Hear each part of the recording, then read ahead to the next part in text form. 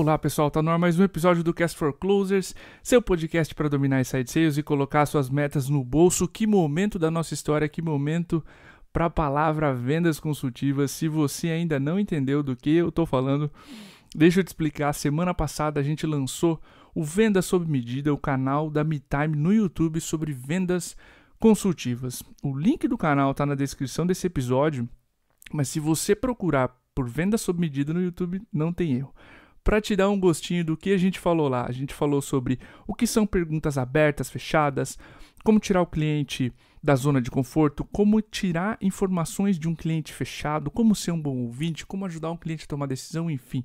O tema da primeira temporada do canal foi fazendo perguntas, então você que entrar lá no canal do YouTube vai achar muita dica boa sobre esse tema. Foram 10 episódios e a gente está fazendo agora o tema desse episódio, uma brincadeira com o nome da primeira temporada, o nome do canal com vendas consultivas, ou seja, a mesma qualidade que você conhece de conteúdo aqui no Cast for Closers e está lá em vídeo no YouTube. A gente está muito feliz em trazer e fazer esse episódio aqui de divulgação do canal e a fazer com que o Cast for Closers ajude o Venda Sob Medida a chegar em você que quer ser um vendedor, uma vendedora mais consultivo, quer gerar mais resultado e, claro, gerar uma melhor experiência para o seu cliente. Muito mais do que fazer um paralelo com o tema, com o nome do canal, que é essa brincadeira, né, venda sob medida ou venda consultiva, a gente quer aqui quebrar alguns mitos ao redor dessa palavra, venda consultiva. O que é isso? O que o mercado está enxergando, como a gente na MeTime enxerga a venda sob medida, e a gente quer falar sobre essa mudança que é inevitável estar acontecendo. A mudança da venda tradicional empurrada, que coloca nós vendedores com essa imagem que a gente luta tanto para mudar, e passando para essa venda consultiva. Essa venda é onde você faz perguntas e conduz seu cliente por uma experiência muito melhor. Vamos para as dicas? A dica número 1 é, primeiro a gente precisa estabelecer o que é vendas consultivas, tá? E existe um mito aqui de um vendedor só é consultivo quando faz perguntas, tá? Deixa eu narrar para vocês algumas situações erradas do que é venda consultiva, do que a gente imaginava que é vendas consultivas, do que precisa ser, ok?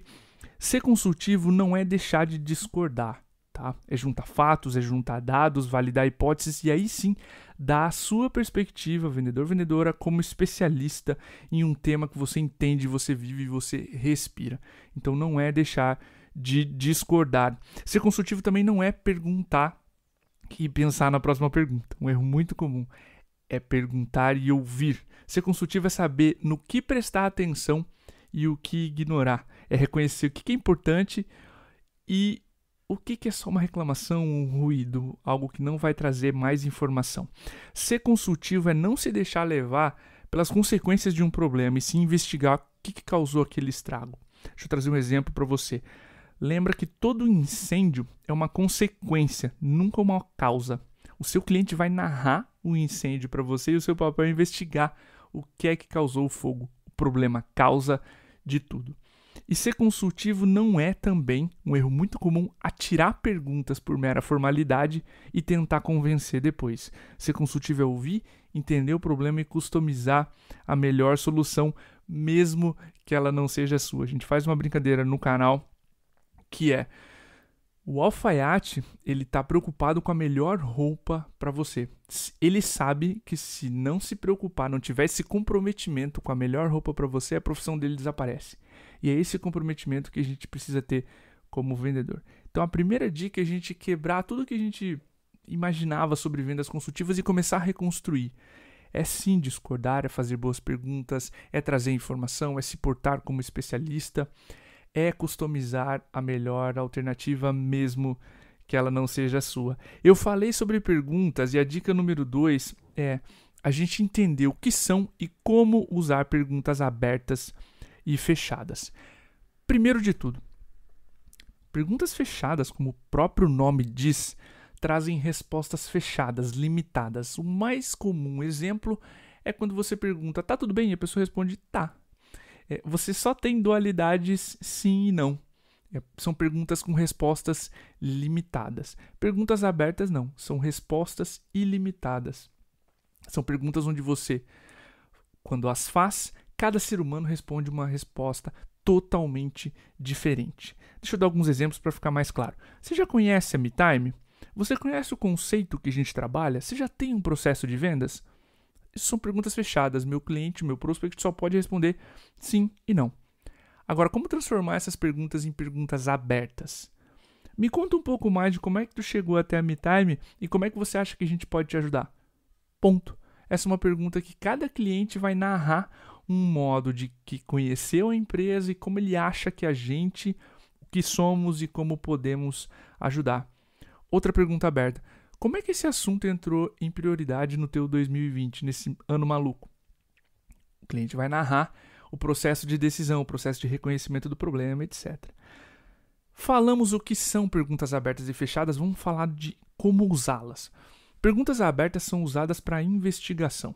E eu digo investigação no sentido de que você precisa responder qual é o problema que o teu cliente estava narrando nas consequências naquele incêndio que a gente brincou aqui.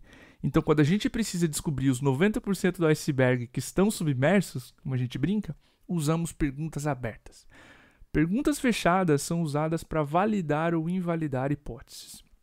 Quando eu quero um comprometimento com o próximo passo, e aí eu preciso de um sim ou não, eu quero um avanço, um sim ou não era isso que eu gostaria. Então, os vendedores, especialmente no começo da carreira, e eu fazia também muito isso, invertem o uso delas.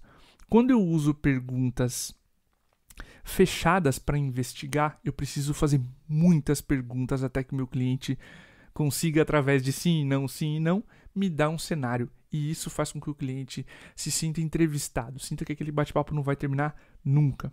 E quando eu tento validar com perguntas abertas, meu cliente divaga, eu não consigo chegar no sim e no não. Então, tão importante quanto reconhecer o que são perguntas abertas e o que são perguntas fechadas, é entender quando e como usá-las. Isso é muito valioso, especialmente quando eu estou falando com clientes fechados. E essa é a terceira dica. Como lidar com clientes fechados? Como tirar informações? Como conseguir, quando o teu cliente está sendo extremamente monossilábico, como tirar informações? Como conseguir avançar? Primeiro passo é reconhecer que clientes fechados não são assim por acaso. Como a gente brinca num dos vídeos, que é tema como tirar informações de clientes fechados, nós vendedores temos responsabilidade algumas vezes, seja por fazer perguntas que não avançam, como tentar prorrogar uma reunião que você já percebeu que o prospect está perdendo a paciência, que já respondeu muitas perguntas e não avançou e que ele não está vendo vantagem em seguir em frente. O melhor cenário é preparar terreno para suas perguntas. Aqui na MeTime a gente chama, e várias outras empresas também, a gente chama de upfront contract, ou contrato prévio. O que é isso? Você estabelece uma agenda para reunião. A gente já deu essa dica aqui em outros episódios, que é você narrar como a reunião vai ser. Senhor Prospect, eu separei esses 45, 60 minutos para a gente fazer uma conversa, eu entender se o negócio existe e se existe potencial de parceria entre a MeTime, ou a minha empresa, e a sua. No começo eu vou te fazer algumas perguntas, parece uma consulta médica, e no final vou te dar tempo para tirar suas dúvidas e responder as suas perguntas. Podemos seguir assim? Essa é uma estrutura bem básica que instintivamente diz para o seu prospect: eu espero respostas e vou abrir espaço para você perguntar. Isso por si só já é um ótimo primeiro passo, porque você prepara terreno para as perguntas. Você coloca aquele prospect que seria fechado num espaço de modo de fala, o que nos leva também a uma segunda dica aqui dentro de como lidar com clientes fechados, que é preferir perguntas abertas. Lembra que eu falei para vocês há minutos atrás que uma pergunta aberta, cada ser humano dá uma resposta diferente, normalmente muito mais elaborada? É exatamente isso. Se eu usar 10 perguntas fechadas com sim e não, o cliente já é fechado por natureza, ele já está numa situação de estresse um pouco maior ali na ligação. Se eu uso 10 perguntas fechadas para investigar, eu estresso ainda mais a relação. Então, se eu coloco perguntas abertas na investigação com clientes fechados, eu preparo mais o terreno para que ele ou ela me diga o que eu preciso na forma de frases mais abertas, situações narradas, problemas ventilados.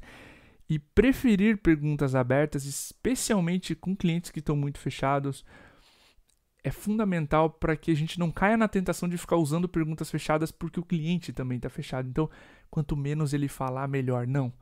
Nesse caso, você quer extrair informações para fazer um diagnóstico preciso e você precisa também narrar essa situação para o teu cliente. E aí entra a terceira dica aqui. Se ainda assim teu cliente estiver fechado, levanta o incômodo. Sr. Prospect, essas perguntas são para fazer um diagnóstico da tua empresa e avaliar o potencial de parceria entre nós. Se alguma delas te incomodar, por favor, me avisa. Isso por si só, às vezes, tira um sorriso, relaxa e abaixa o estresse ou o tom daquela ligação. Então, como vendas é um teste, testa isso com 5, com 10 clientes, especialmente com prospects fechados. Avalia como eles estão se comportando, avalia como essas dicas que a gente está te dando aqui performam e principalmente como os clientes reagem a elas, reagem à sua confiança, reagem à sua disposição de dar um passo para trás e falar, talvez se não for a melhor hora, a gente converse em outro momento. Isso por si só já tende a tirar um pouco da atenção.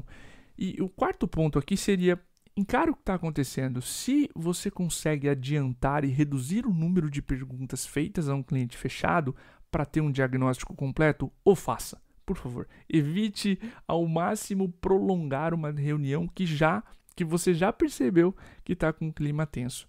Mas, de novo, o que a gente falou de confiança aqui, você está prestando um trabalho para aquela empresa, a sua confiança em dizer, eu preciso desse tempo, ainda que 15, 20, 30 minutos para fazer um diagnóstico e não te causar um problema, não te vender algo que você não precisa, essa confiança vai fazer com que você também tenha espaço.